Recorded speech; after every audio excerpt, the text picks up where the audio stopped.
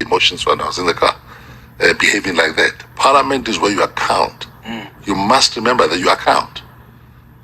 You are elected by Parliament to be a member of Parliament. You are responsible to the portfolio committees. Those committees are Parliament itself, and then you answer the way you want to answer. So it's like you show no responsibility, no courtesy, no sense that I've come to serve here. You're the boss. So maybe she has got to be reminded. Maybe she's going to put in the cooler for a while. She needs to be educated herself. But when I say the president, I don't care who the president is, happens to be Ndati Ramaphosa today. Talk to her.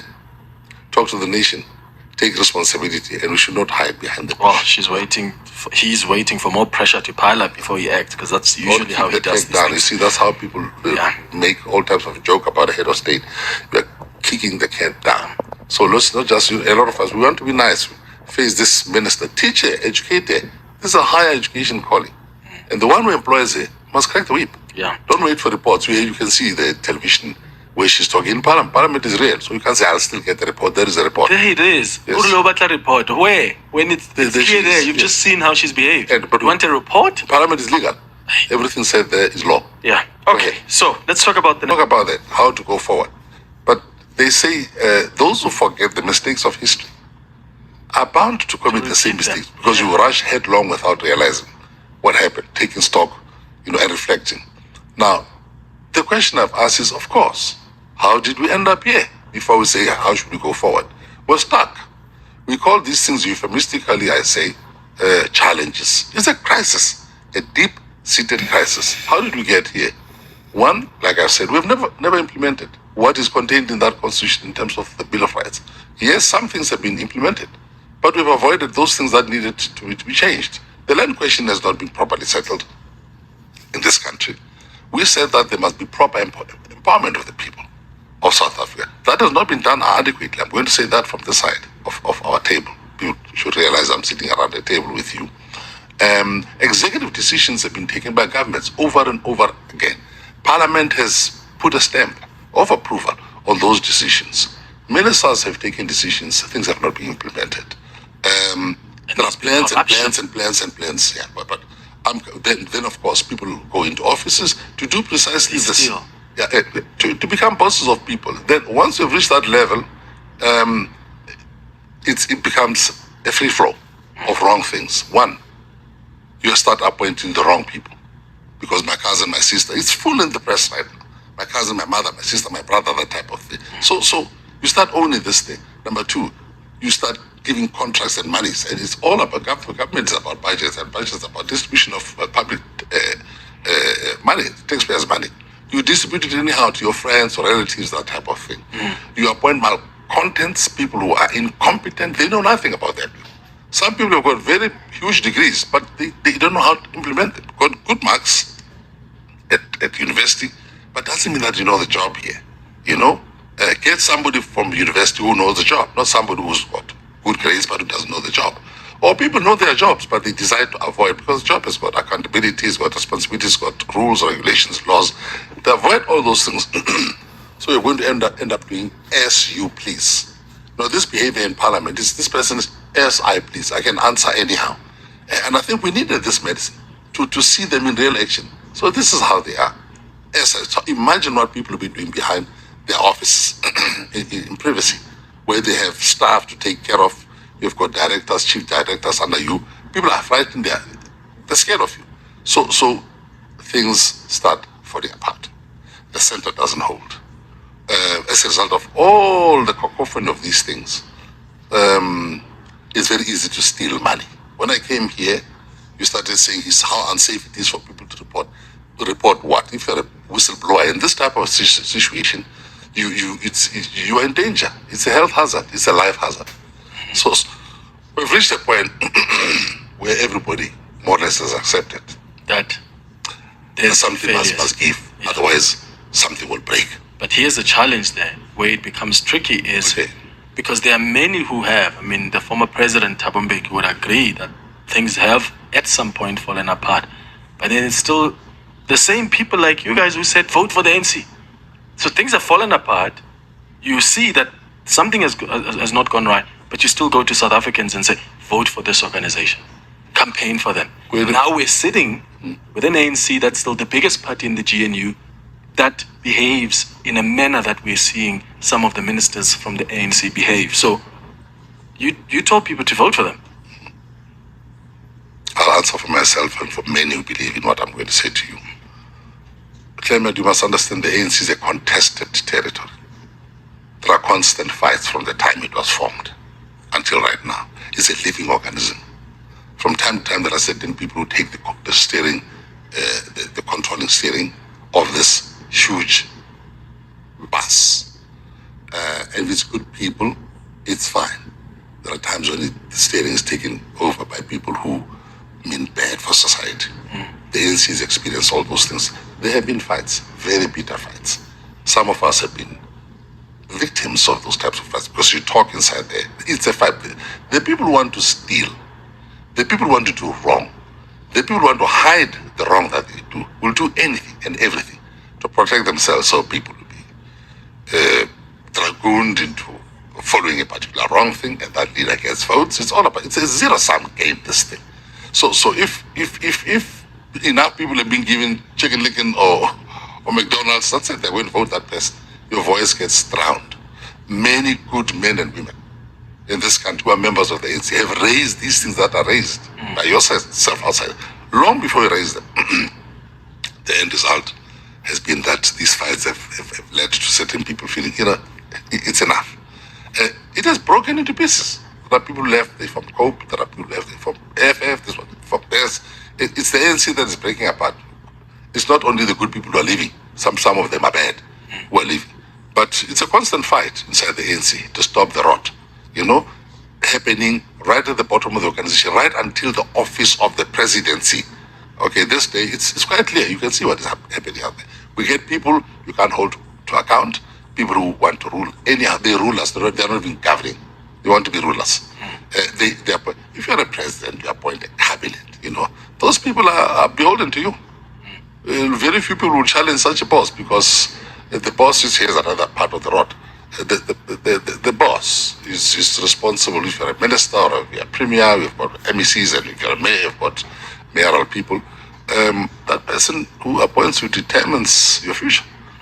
The bond of your house, the car, private schools for children. So very few people are prepared to stand up and say that. I think quite often when they are gone, they start speaking. So based on the description you've given of the ANC and what's led to people leaving some, staying, do you then say, can you confidently sit there and say this is a party to vote for? I still belong to that party. I'm still part of the fight inside the party, the debates. But given that mess, yes, because sometimes I feel like as South Africans, we pay the price for the infighting in the ANC. Well, it is also paying the price. Look at the numbers. We're paying the price ourselves. So we're trying to say to people, look what is happening. We used to be in the 60 percentile, right up there. Now it's coming low. This 40% was just a marker. The polls are indicating that we're going even lower than that. Okay? So it's a question of at what stage does this thing give? We're trying to save this organization. You think it can still be saved? Well, there's been talks about renewal and so on. Even that, they've been talking about yes, that for even that 10 renewal. years. Yeah, I understand. Even that renewal itself, if people who are in charge of renewal, like I said, if the arsonists want to return as fire brigade leaders,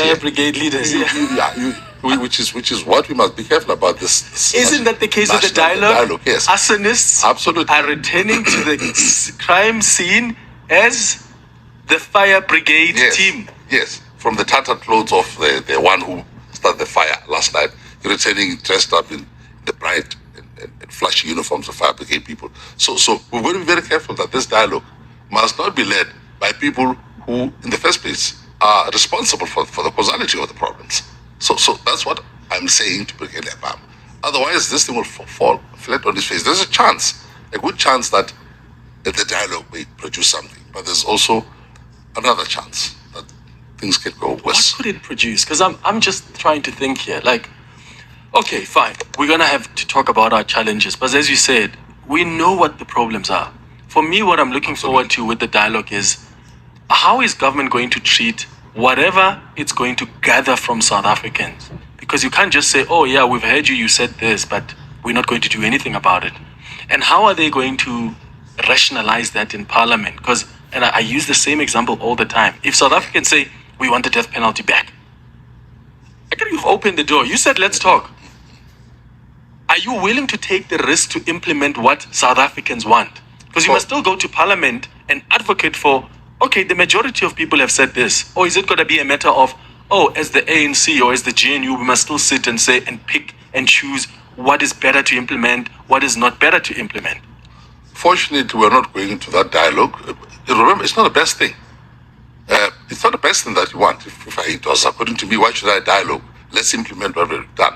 But because they've come with this thing, don't be a spoiler. Let's find a way of going to direct this thing. Like I say, we're going to go there to make sure that the arsonist who started this fire last night doesn't come back as a well-dressed leader of the fire brigade today. That's very, very important. They are, though. But we are going there. Also, it's not a country that is absent or void of the basics. We have a constitution. The dialogue takes into account that there is a constitution in the country, and it is going to form the basis of a lot of those discussions. So we're not discussing in a vacuum. This constitution has got all sorts of rules, regulations. It's got sections which are dealing with human rights. It can also be changed. Yeah, right? Of course. Especially if people say crime is a big thing, JBV. Let me finish the point I was making, Clem. That's the foundation, the basis upon. We are not standing in a street and starting something new. I agree with you. There is a constitution that must guide. And I'm saying a lot of things which are there in the constitution. They're so powerful, we should have done them. So the questions are going to be how to get here. Why were these things not done? Of course, second is whatever is going to be discussed there must find some way of being legislated. And the government must be held accountable to that. But of course, the dialogue itself doesn't have power to force a government. That's why it's important for the government to be part of that thing, to give us an assurance. As this thing has been established by the president, so he can't run away from this one. He established this thing, the government-led thing as well, or government participation, not led, so that the results of those discussions must find expression in implementation in some kind of law. Legislation is going to be passed later coming to the point that we have raised. This dialogue is a risk.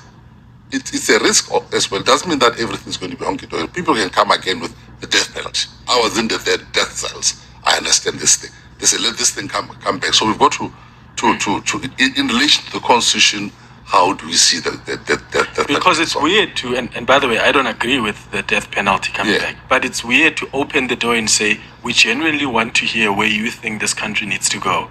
And when people tell you where they think the country needs to go, and you say, oh no, that's actually not going to work because it's against our constitution. But you've opened the door to say, I want to hear you. We assume, the assumption is that what is in the constitution arising over the dialogue of 1984 is good. Unless we're saying the constitution is a bad thing, then the discussion must be. Some people believe there are weaknesses with our weaknesses I accept, so people can come with those things, but as long as the dialogue is not overthrowing the constitution, absolutely. It's not like the apartheid constitution, all of it had go. All of it. This time we've got a good basis. 90% of this constitution is good. There will be other things. The risk we are taking is that other things will come. Therefore, we've got to advise one another about the constitutionality, the correctness, the advisability of those things. So that's the risk we are taking. If history is anything to go by, oh my goodness. The 700 million rand that's estimated is going to go to the pockets of some politicians.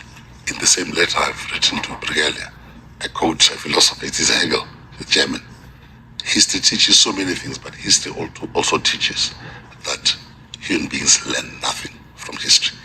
The 700, people stole from funds which were kept for Mandela's funeral. Do you understand what is happening? COVID-19. People would steal money from COVID. People steal money from Esitumeni in hospitals. They steal money from schools. Things are falling apart. That's why I say this center is not holding. We've got to hold this country together. So this 700, there must be an accounting system away from government, because remember, because of these problems, a lot of people, many good men and women inside this government, but there are people who are sitting there, known thieves or suspected ones or unknown ones, You need a proper, independent accounting mechanism so that we can talk about cost cutting, cost control, cost containment insofar as this dialogue is concerned. Otherwise, we can end up with not just a chicken egg, but with a huge ostrich egg in our face. And if this one fails, God save us all. Because then the dialogue of the streets will take place. You have seen that. I'm not threatening, but I'm just observing. I'm scared of the dialogue of the streets because it comes with pangas, with guns, with lawlessness. July, it showed us. It was just an exercise, just a small indicator. And things have gone worse. Therefore, if we are not mindful about what can be the outcome if this dialogue doesn't go well, then we have learned nothing from history. I believe that one fighting chance. This is one time when we are saying to the government, the governing authorities of this country, this is it. If these things don't happen, we've got to find another way. Is it through a dialogue? Perhaps this should be given a chance. Let us run through it. It's correct. Monies have been spent over and over again, and without us seeing the substance, real substance of where this money is going. Therefore, I share the view of the frustration. And he's right, of course, the president is an outgoing president. He's in the departure lounge.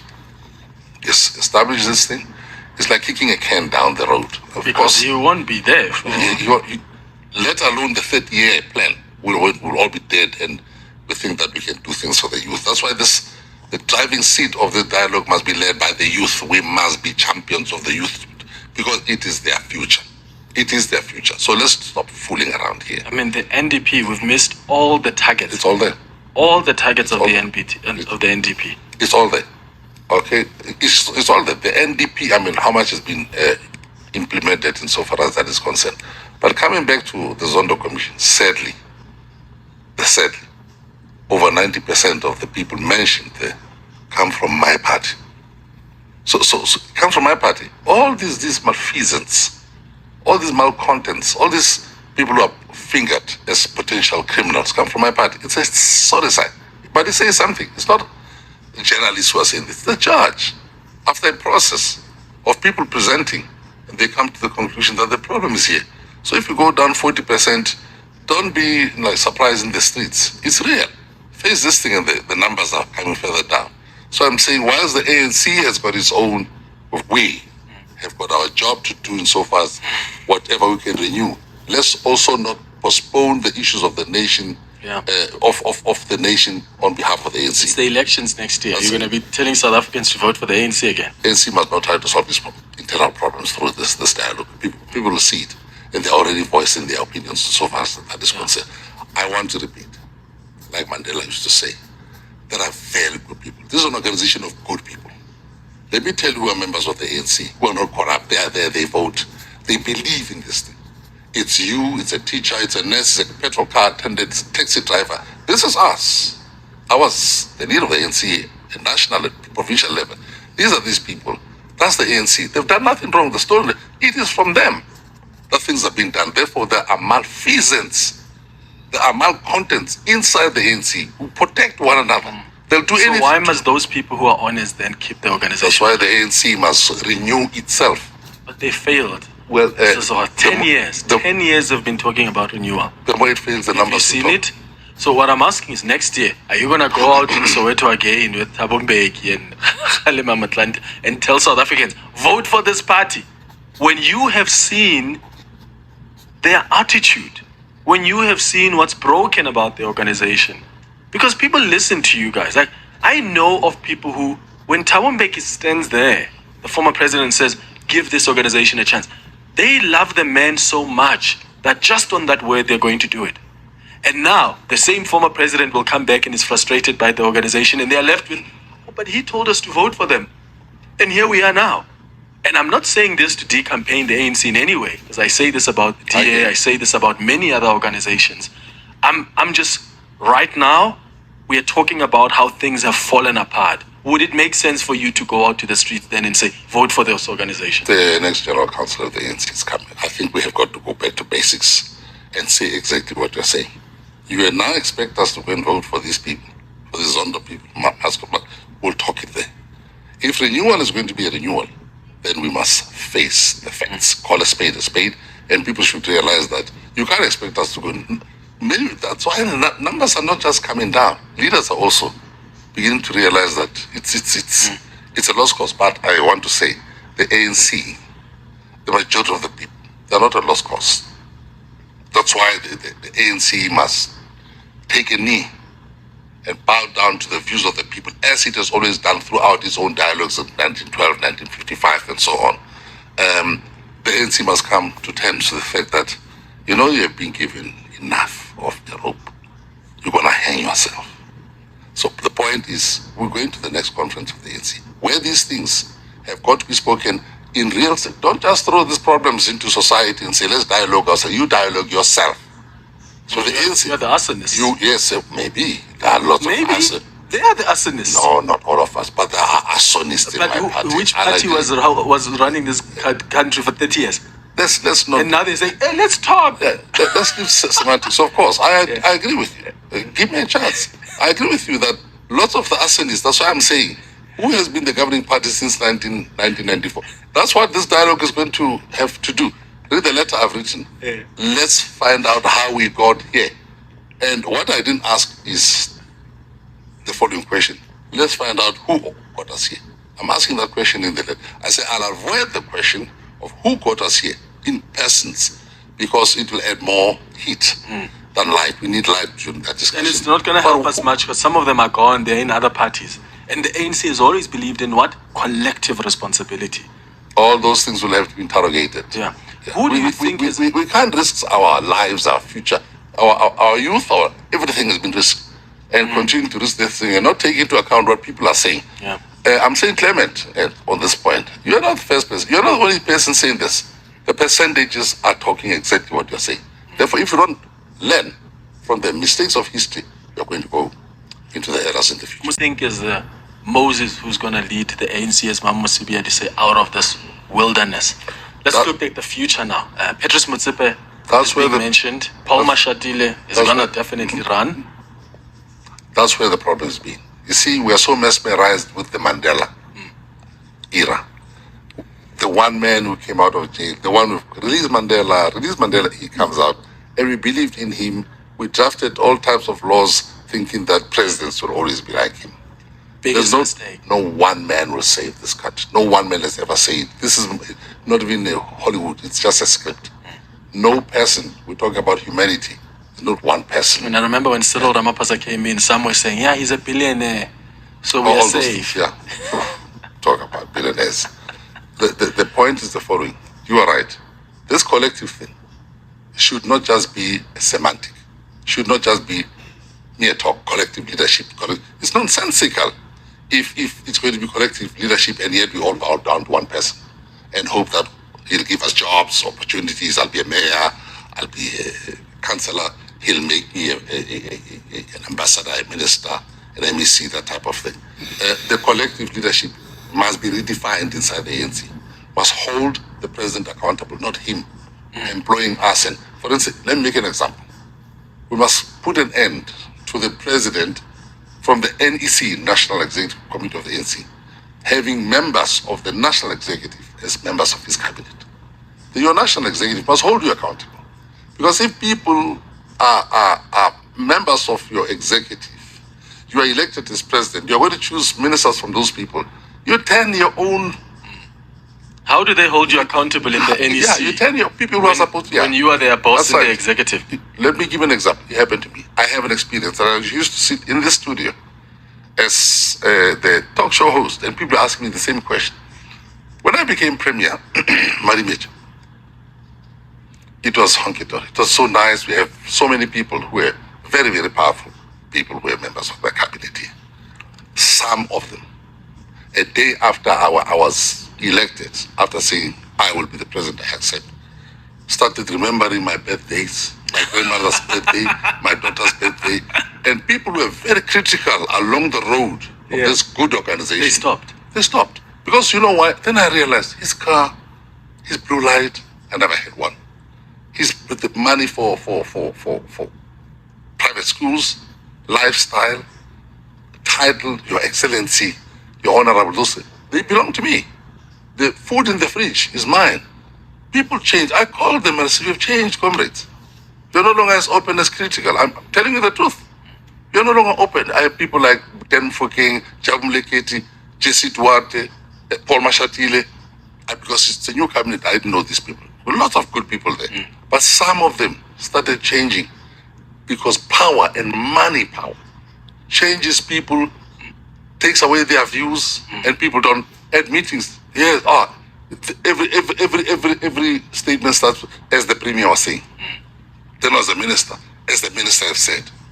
The president, as the president. People are just, rubbing their fingers and it's a culture that's been created in the organization. So I'm back.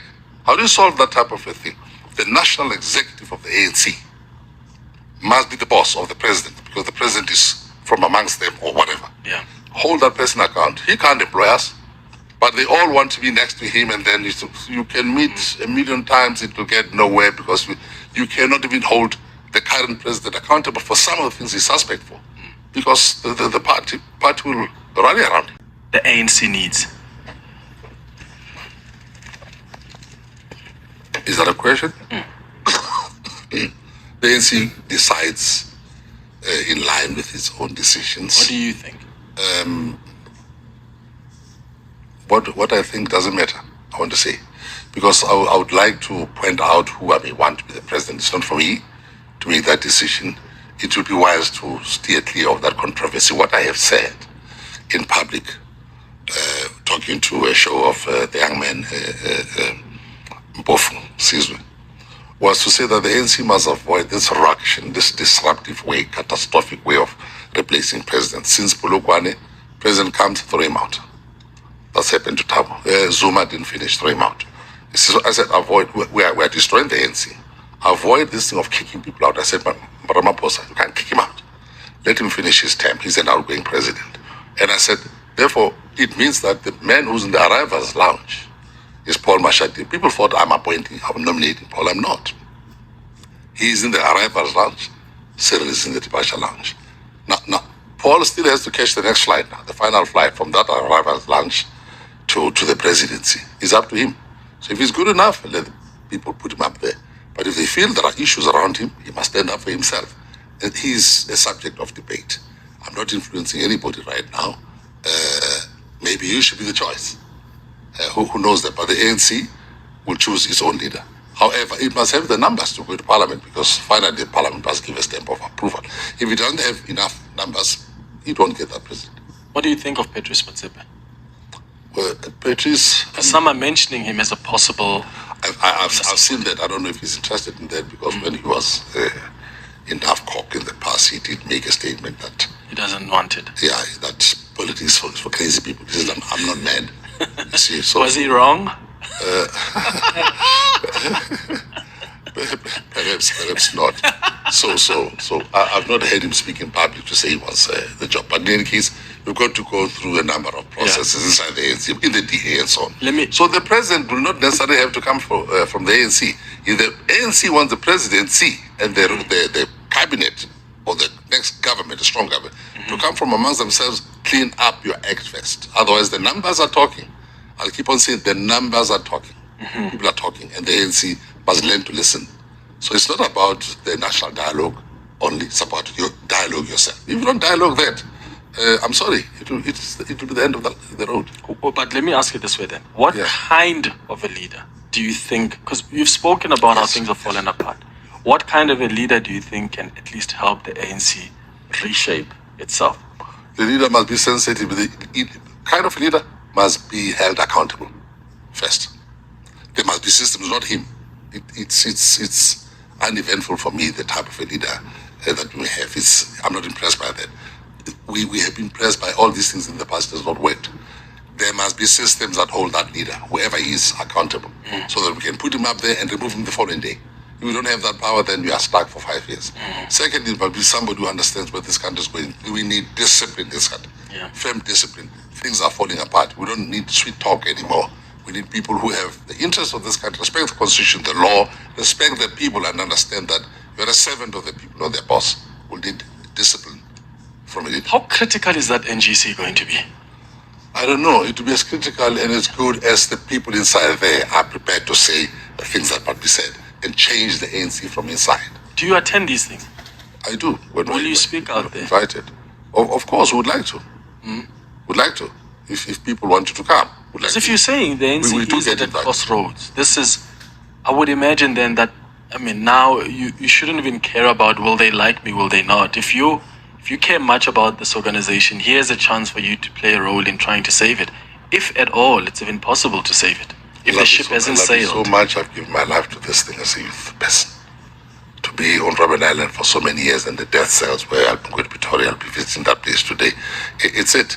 And to have gone out for it. I said my house, my father's house is on fire. That's what I said last year. Let's campaign for this organization. But we've got to think twice now. The ANC must begin to listen to us. And you know, if they don't listen to me, the numbers are talking. What do you say to a South African who says, Mr. Sokhola, I listened to you when you said the fire was burning. Let's help put out the fire. And I tried to help put out the fire, but I'm now disappointed. It was only as a result, they're disappointed in you. No, it was last year when the ANC was campaigning. Yes. Okay. So someone says, listen to us now and says, but I heard you. And I actually voted for them. Now I'm disappointed looking at their actions now. And as a result, I'm disappointed that I shouldn't have listened to you. What do you say to someone like that who maybe heard I'm more you? disappointed than that person. Maybe I'm also more disappointed than that person. But the fact of the matter is, I'm saying there's a huge percentage of our people who still believe in this party. We can't lose them. And I don't want to blame those people because of actions of some few malfeasance and people who are having criminal intent. Therefore, it's a very dicey situation. It's because the ANC has been so prevalent, so influential in the politics of this country. I'm not asking for anybody to vote for it right now. All I'm saying is that the ANC must vote for itself by rectifying the wrongs inside the organization. Then the people vote for you. But if we don't hold ourselves accountable, it's a foregone conclusion that you will end up hanging at the end of that rope. People have given us sufficient rope to hang ourselves. But again, I conclude, it consists of the bulk of the people, good men and women, who have been betrayed by a lot of us. Yeah. Inside there. By a lot of us. Thank you for making time for us. I need you to come back here because I want to talk to you about the Middle East. So I'll drag you back. Family, what an exciting interview from Clement Mayatela interviewing Tokyo Sewale. It was really refreshing and exciting because, you know, sometimes Clement, when he asks questions, he put all his mind in what he is doing, because all the questions that he was asking Tokyo Sewale were legit questions that each and every individual ask himself in the country or herself as to why should we vote for ANC due to what we have seen the ANC doing. And Tokyo had all the answers to answer those kind of questions, and it was quite amazing to listen to Tokyo answering those questions on the other side of the table, as he said. You know, when it comes to the 700 million, when Clement asked about the 700 million, because ANC is known of stealing money, what is going to happen with this? And Tokyo was very clear that, you know, it's really disappointing when you look at it, because he mentioned that even Mandela's funeral money was stolen by the same people who are leading the country. So it's quite amazing to hear somebody from the same organization saying such things, because he has got nothing to hide. And he even talk about the decline of the ANC, that Ramaphosa himself has himself to blame himself, because this decline, he's got no backbone. He is failing to discipline even the ministers who come from his organization, who come to answer questions in parliament and really fail to answer and disrespect, not understanding that parliament, it's where everything happens. It was quite amazing for Tokyo Sewale to take such a stand, to realize that if the president himself cannot discipline people around him, who he appointed to those positions, it doesn't make sense. Because we all ask ourselves as to why is the president not having a backbone? Maybe it's because he himself is compromised on the Pala issue, CR17, and those people around him knows his weakness. So to discipline people who know your weakness, it's like having a president who is being compromised. Because it's like they say, if you detach me on this, remember, I'm not the only one who's dirty. Yourself, your hands are not clean. How can you discipline me when your hands are dirty too? Yeah, even the Zondo Commission, nothing was done. People who came out from this Zondo Commission, up to date, they're still working with the president. He can't even discipline them. He can't do anything. So the question remains that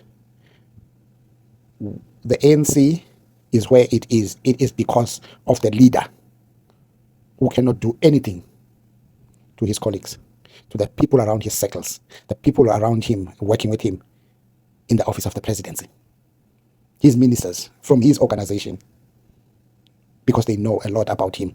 So for him to discipline those members, it will, I don't know, how can I say this? Inkomo ingazala umuntu if he can try to discipline them, because he knows that it might be the end of him. Family, what do you think about this? Do you think the president is doing any good for the ANC, or by doing all these kind of things that he is doing, he is the cause of the ANC decline? I was very excited about the interview of Clement Mayatela. I always listen to this guy, and when he asks questions, he normally hit the nerve. But for Tokyo Sehwale, answering such questions, because there are some questions that were really hard, more especially when he asked him, what are you going to say? What do you say to the people who last time you went to campaign and asked people to vote for the ANC, and people listened to you, and now they are disappointed? What is your message to them? The only thing he could just say, he just answered so simple that everything will be determined by the general renewal of the ANC, if really it will happen. So if it doesn't happen, the general renewal, it means he will not be on the campaign. We hope he's going to keep his words. What do you think, family, about Sehwale? Was he being truthful in what he was saying? But to my understanding, I think he meant his words. What he said is what he feel the ANC is going down, because he even uttered that the numbers are not lying. And he even asked, he has to ask the question, how did we get here to this kind of numbers? It's simple. It's pala. If they don't get rid of pala, and the ANC numbers are showing that they are going down, they're not going any further, because now he even uttered that the numbers, according to the polls by now, they're showing that ANC will go more down. Who is the president? It's pala.